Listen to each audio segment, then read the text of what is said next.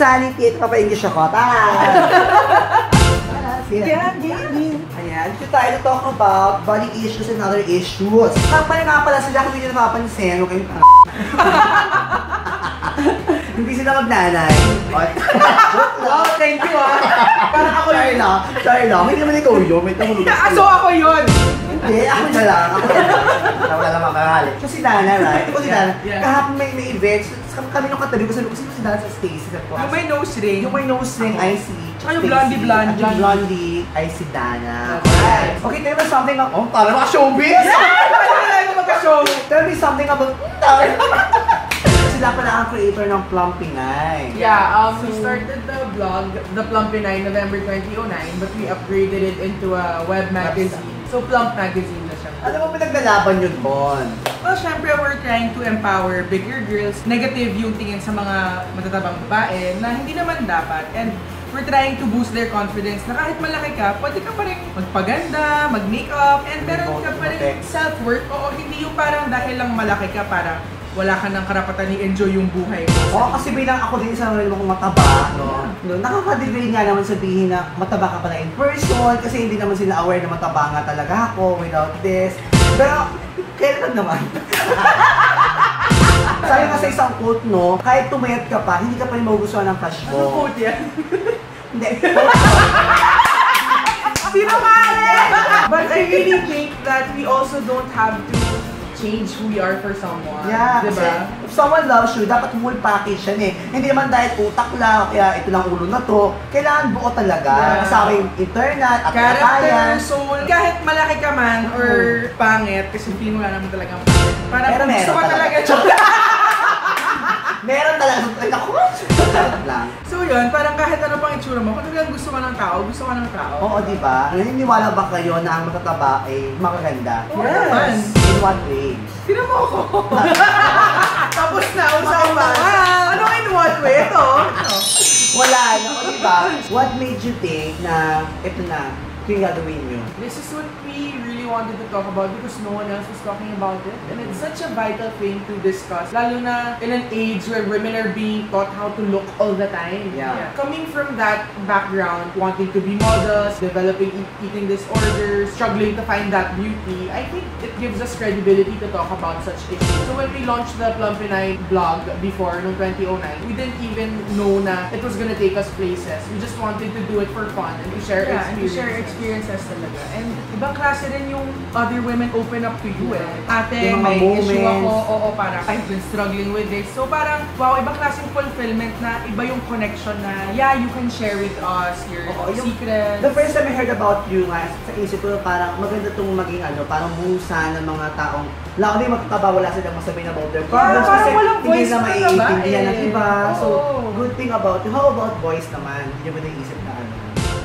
Sama rin sila doon. Before sa blog pa lang, nag-feature na rin kami ng plus size boys. And now for the magazine, goal talaga namin to include the boys din. Para naman meron din silang perspective, meron silang boys. Generally kasi society is more forgiving of fat men. You see them glorified in TV. Yeah, the fat man with a skinny woman, but you never see a fat woman with a hunk of a man. So I think generally kasi misogynistic talaga yung mundo. I mean, sure, men would have issues, pero not as much. Mas grabe nga naman. Can we blame media about it? Not really blame. It's their programming eh. I think yung media na yung nag-push na ito yung hanapin nyo, kaya ngayon na na-train na tayo para ito yung gusto namin, okay, binibigay lang namin. So we need to change the game. Yeah, we need to change the game. And little by little dapat yun, para hindi mabigay yung market. Correct, little by little. And talagang change talaga eh. Change is needed. Hindi pwedeng gusto lang natin ng pagbabago pero hindi naman tayo willing mag-sacrifice ng konti. So kung ibigyan kayo ng chance, no, na magkaroon ng TV show, anong gusto niyo bukod pa dyan sa advocacy ninyo? Ano yung gusto niyo maging goal? I think we want to talk about the ates of this generation. In the sense na, yeah, we're young women and we also sometimes don't know where we're going and what we're doing, but we can figure it out together. Talk about it, be real about it. Like, let's talk about sex and boys, sexuality, energy and how, you know, being a 24-year-old horny girl is so hard, but you can't do anything about it. Alam mo yun, parang hindi kasi siya pinag-uusapan in a positive light eh. Parang laging culture natin eh. tigang ka, go for it. Sex parang negative. Parang either negative or masyadong glorified. Walang gitna. Tinanong ko pala sa inyo sa insanity, bilang isa rin akong mataba, no? Ano ba yung mga disadvantages ng maging mataba? Para meron tayo talagang hugo talaga doon. Yeah, meron din naman. Only if we allow ourselves. Kasi generally, what regular sized people can do, we can do too. It's just that we're in a different mode. Kasi I believe kung mataba ka pero healthy ka, pwede kasi yun eh. Hindi naman porket mataba ka, automatic na. Pero din naman na ano, no? Mas madami ng payat na unhealthy. Kasi hindi nila nakikita eh. Oo. Diba? It doesn't affect their physical body. So feeling nila okay na. Sila. Diba? Pero internally, hindi nila. Meron kasi ako mga hard questions. Go lang. Gusto ko yan. Hard questions. Hard. So ito yung tanong ko, virgin pa ba kayo? Hindi na. Kailan? I was 16. Why? Why? Di ba pasabog ko? 16? I was 16 with my first boyfriend. You know, on the onset, before the relationship, I was laying down my cards. I really wanted to stay pure. I told him that. With a few shots of tequila, and I was like, let's do it! So taray no?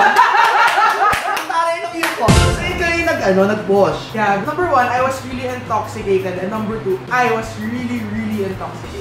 You were 16 back then, so yung boyfriend mo is 25. oh good, nakita yun. God! 16 ka siya, nako, worse. Look, okay, we're talking about this because we want to keep it authentic and real, but I am for purity. I believe in waiting until marriage, we grow, and these things, we learn from it. Yeah. So what did you learn? Masarap siya. Wait, don't try it at home, ha? Try it in other home. How about you? Akala ko hindi mo na ako tatanungin eh.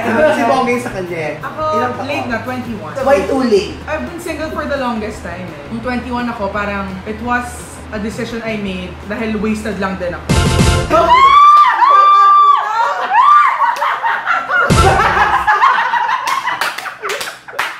Listen nyo naman, Plump.ph. Yes! Magazine, yes! Yeah, meron kami yung magandang pasabog this December for our issue. And super fun ni Lloyd! Super grateful for Lloyd. Check out his channel. Alam mo, I'm learning. Kasi di ba ang sabi nga nila, hindi naman lahat ng wisdom era mo na.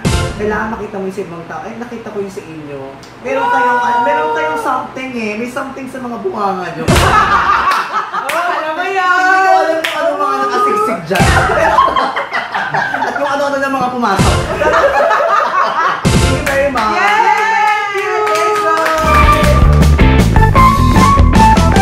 Prank na ito. Yung di po sinabi mo sa kanya na gusto mo siya, pero sinabi niya sa'yo na friends lang talaga. Oh!